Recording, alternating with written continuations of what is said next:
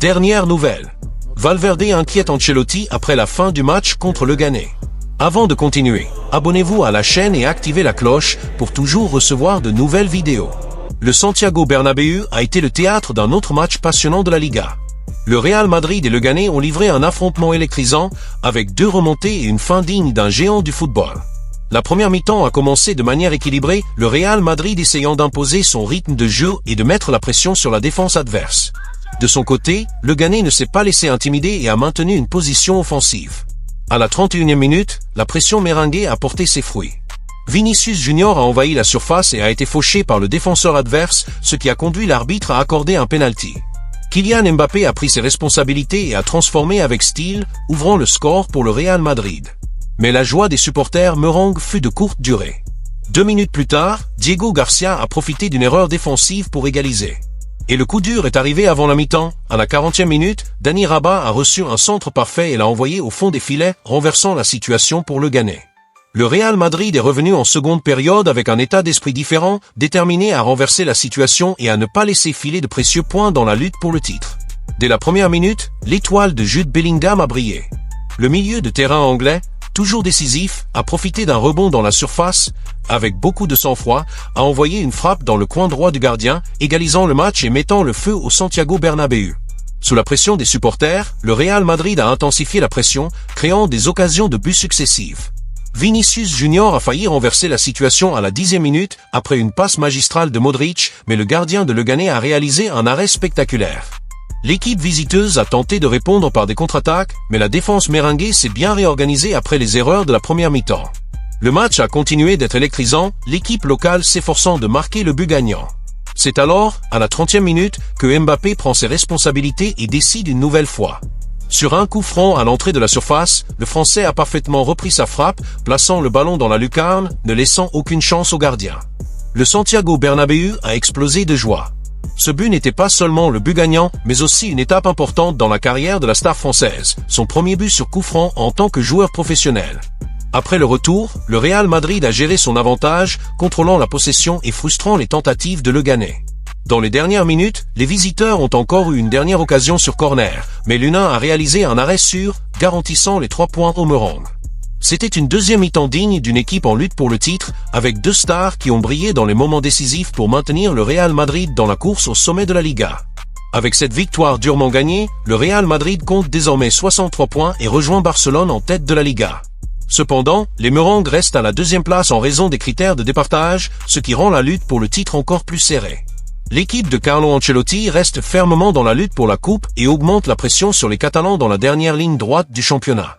Alors que le Real Madrid célèbre 3 nouveaux points, le Ghané déplore une nouvelle défaite douloureuse. L'équipe reste à la 18e place avec 27 points, le même score qu'Alaves, mais dans la zone de relégation en raison des critères de départage. L'équipe devra réagir lors des prochains tours si elle veut échapper à la relégation et garantir sa place dans l'élite du football espagnol. Le Real Madrid se prépare désormais pour un affrontement crucial en Liga, avec la pression de continuer à gagner pour éviter de laisser Barcelone s'échapper. Le Ghané, dans une situation délicate, a désespérément besoin d'ajouter des points dans la lutte contre la relégation. La dernière ligne droite de la Liga s'annonce intense et les prochains matchs seront décisifs pour définir le champion et les relégués. Ce qui a inquiété le Real Madrid à la fin du match, c'est Valverde, qui a débuté sur le banc mais après la fin du match, il a ressenti à nouveau des douleurs. Les supporters ont accusé Ancelotti de ne pas avoir donné à Valverde le repos qu'il méritait, car le joueur avait participé à la plupart des matchs de la saison. Valverde subira d'autres examens, mais tout indique que son état ne sera pas grave. Récupération de l'Éder Militao. Éder Militao a franchi une étape importante dans sa récupération après la grave blessure qu'il a tenu éloigné des terrains pendant des mois. Le défenseur brésilien, qui suivait un protocole de rééducation strict, a partagé des images de son retour aux activités au centre d'entraînement du Real Madrid, suscitant une grande anticipation parmi les supporters et le staff technique. Bien qu'il ne s'entraîne pas encore avec l'équipe principale, son évolution clinique a été positive, les médecins du club suivant de près chaque étape de sa récupération. Son retour dans l'équipe cette saison est encore incertain, mais il y a de fortes chances qu'il soit disponible pour la Coupe du Monde des clubs. Que sera disputado entre Juno et Julo nos Estados Unidos. O Real Madrid considera Militao peça fundamental para o setor defensivo espera contar com ele para a fase decisiva da competição.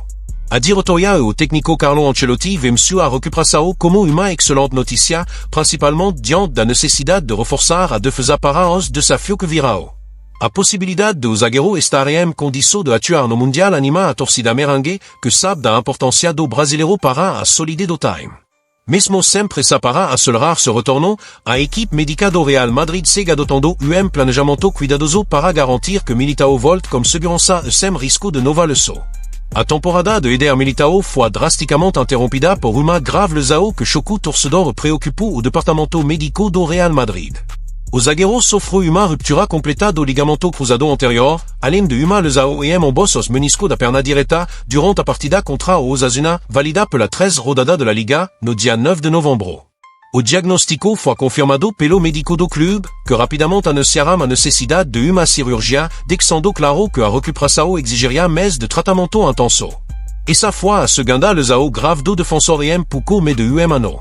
Em agosto de 2023, durante a vitória do Real Madrid contra o Athletic Bilbao, Militao já havia sofrido uma ruptura semelhante, só que no joelho esquerdo, o que o afastou dos gramados por cerca de 8 meses. Essa lesão seguida aumentará a preocupação sobre sua condição física a longo prazo, mas o defensor tem se dedicado intensamente à reabilitação para voltar ao seu nível máximo. O Real Madrid, ciente da importância do jogador, não quer correr risco e tem tratado sua recuperação como extrema cautela, garantindo que ele volta apenas quando estiver 100% apto. Enquanto isso, o técnico Carlo Ancelotti precisou reorganizar a defesa, apostando em nomes como Rudiger e Nacho para suprir a ausência de Militao. O brasileiro, por sua vez, mantém o foco total em sua recuperação, sabendo que seu retorno será crucial para o time na rota final da temporada e, possivelmente, no Mundial de Clube. O Mundial de Clube da FIFA é uma competição de extrema importância para o Real Madrid, que busca um título internacional para consolidar ainda mais sua hegemonia no futebol mundial. Como o torneio marcado para acontecer entre junho e julho nos Estados Unidos, a equipe merengue já começa a projetar o elenco que disputará a competição, e o nome de Eder Militao aparece como uma das grandes esperanças para reforçar a defesa. Sua recuperação tem sido acompanhada com atenção pela comissão técnica, que sabe da importância do brasileiro para a solidez defensiva da equipe. Desde sua chegada ao clube, Militao se tornou dos pilares do setor defensivo, sendo peça-chave na conquista de título como a Champions League e la Liga. Sua presença no Mundial de Clube seria reforço de peso, principalmente em momento que o Real Madrid precisa equilibrar seu elenco para enfrentar adversário que também almejam a taça. O Real Madrid já garantiu sua vaga no torneio como campeão da Champions League, a expectativa é de que o clube possa contar com força máxima para a disputa. No entanto, a recuperação de Militao precisa seguir sem intercorrência para que ele esteja disponível no momento certo. A equipe médica tem adotado planejamento estratégico para evitar qualquer tipo de sobrecarga no joelho do zagueiro, garantindo que seu retorno seja gradual e seguro. Ainda assim, a presença de Militao no Mundial pode representar diferencial para o time de Ancelotti, que terá pela frente partida decisiva contra a equipe que estará motivada a surpreender o gigante espanhol. Outro fator que reforça a importância de Militao no Mundial de Clube é sua experiência e capacidade de liderança dentro de campo. Mesmo jovem, o zagueiro já acumula passagem por competição internacional de alto nível, o que pode ser fundamental para dar segurança ao setor defensivo e em jogo eliminatório. Além disso, sua capacidade de adaptação tática permite que ele atue em diferentes sistemas de jogo, algo que pode ser explorado por Ancelotti dependendo dos adversários que o Real Madrid enfrentará no torneio. A torcida merengue acompanha de perto a recuperação do brasileiro e espera que ele possa estar 100% apto a tempo do torneio. No último ano, o Mundial de Clube se tornou uma competição de grande visibilidade, reunindo campeões de diferentes continentes em busca do título de melhor equipe do mundo. Para o Real Madrid, vencer uma edição do torneio não é apenas uma questão de troféu, mas também de reafirmação como a maior potência do futebol mundial. Por isso, contar com Militao em plena forma pode ser decisivo para que o clube alcance esse objetivo. Caso consiga retornar a tempo, Militao terá a chance de reescrever sua temporada, que jusque-là avait été marquée par une longue convalescence après la blessure.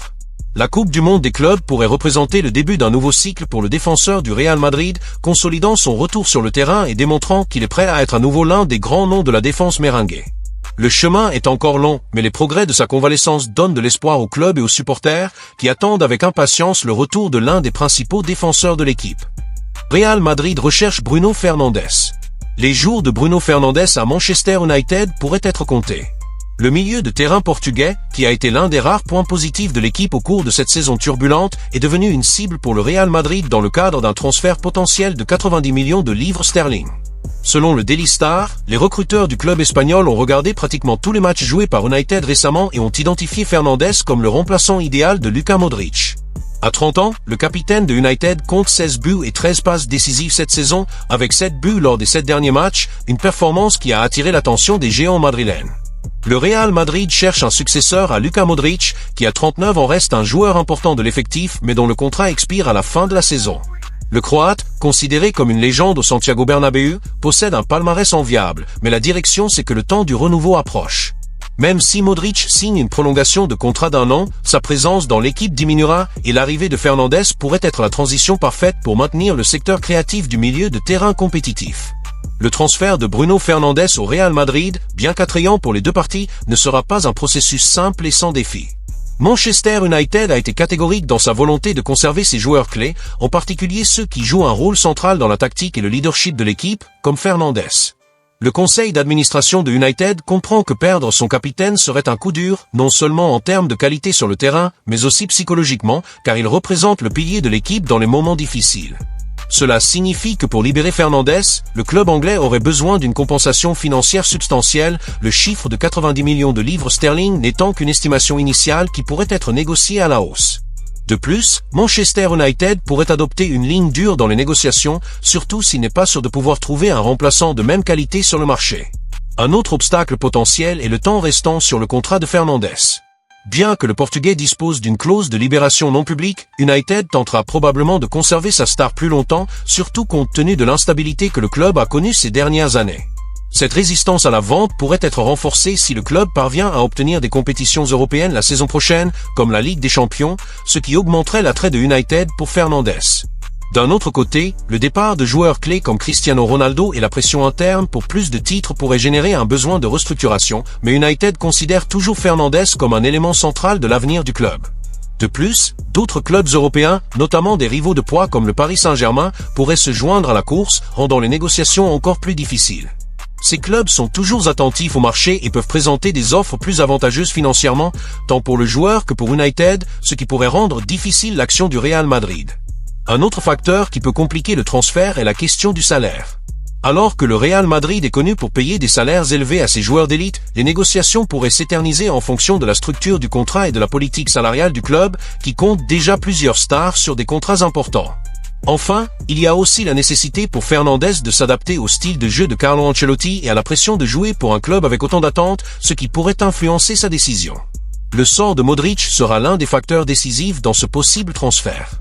Si le Croate quitte le Real Madrid à la fin de la saison, le club devra agir rapidement pour lui trouver un remplaçant approprié.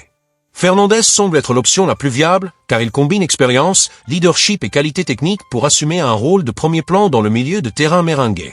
Cependant, si Modric reste, le Real pourrait choisir de retarder la signature d'un nouveau milieu de terrain ou de rechercher des options plus jeunes, comme des joueurs déjà dans l'équipe, comme Jude Bellingham et Eduardo Camavinga.